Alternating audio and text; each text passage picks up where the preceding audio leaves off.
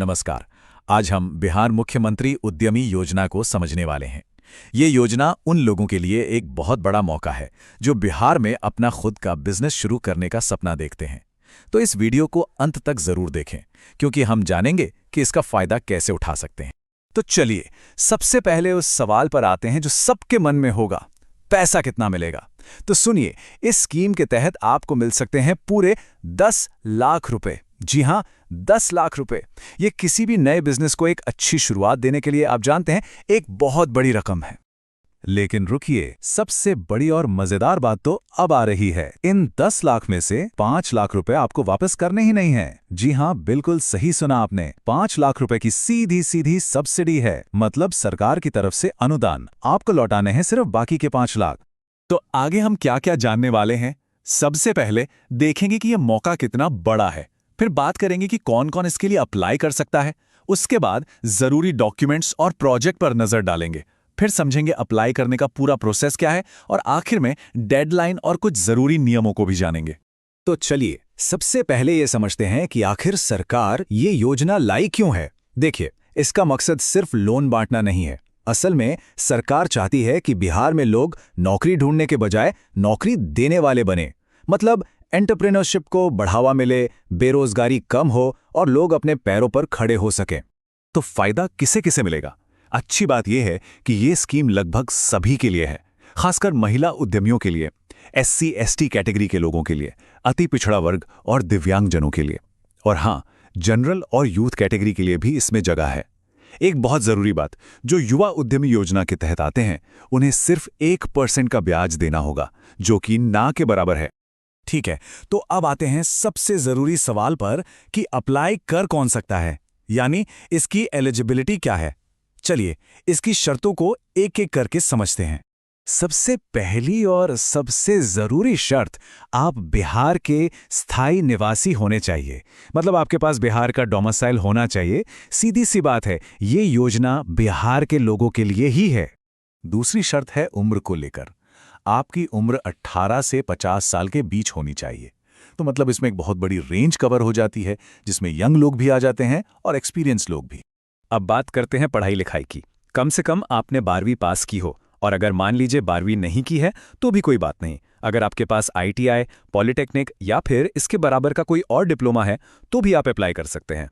चलिए, अब मान लेते हैं कि आप योग्य हैं। तो अप्लाई करने से पहले आपको क्या क्या तैयारी करके रखनी होगी, ये स्टेप बहुत जरूरी है, तो इसे ध्यान से सुनिएगा।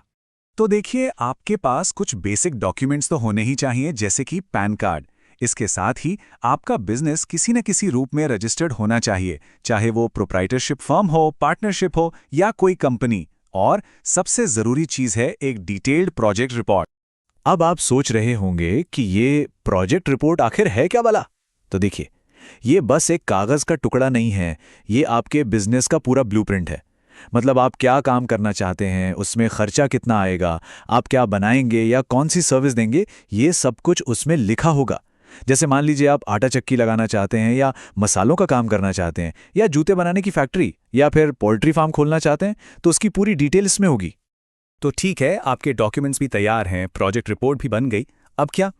अब आता है अप्लाई करने का प्रोसेस। और अच्छी बात यह है कि ये पूरा प्रोसेस ऑनलाइन है। तो चलिए स्टेप बाय स्टेप समझते हैं कि करना क्या है।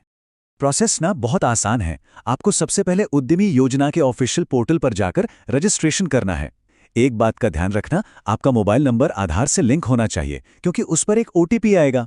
बस एक बार रजिस्ट्रेशन हो गया तो आपको एक यूजर ID और पासवर्ड मिल जाएगा। उससे लॉगिन करें, मुख्यमंत्री उद्यमी योजना वाला ऑप्शन चुनें, फॉर्म में सारी डिटेल्स भर दें, अपने सारे डॉक्यूमेंट्स को स्कैन करके अपलोड कर दें और सबमिट। हाँ, आखिर में जो कंफर्मेशन पेज आएगा उसका प्रिंटआउट लेना मत भूलिएगा। और अब हम आ गए हैं सबसे आखिरी और सबसे क्रिटिकल हिस्से पर, यानी डेडलाइन और नियम। ये जानना आपके लिए बहुत ही ज्यादा जरूरी है। सबसे पहले बात करते हैं तारीखों की। साल 2026 के लिए एप्लीकेशन 25 फरवरी से शुरू हो चुकी हैं और ये 15 मार्च को बंद हो जाएंगी। जी हां, 15 मार्च लास्ट डेट है, तो समय बहुत ज़्यादा नहीं है। इसलिए अगर आप अप्लाई करना चाहते हैं तो फटाफट ये प्रोसेस शुरू कर दीजिए।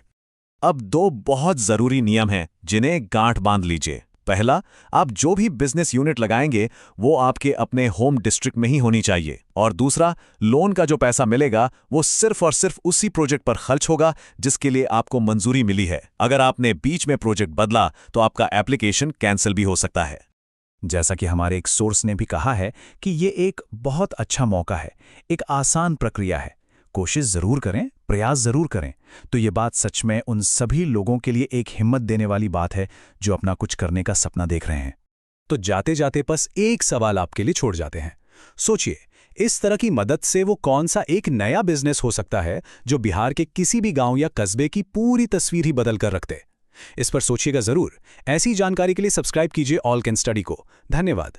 चलिए नेक्स्ट वीडियो पर मिलते हैं।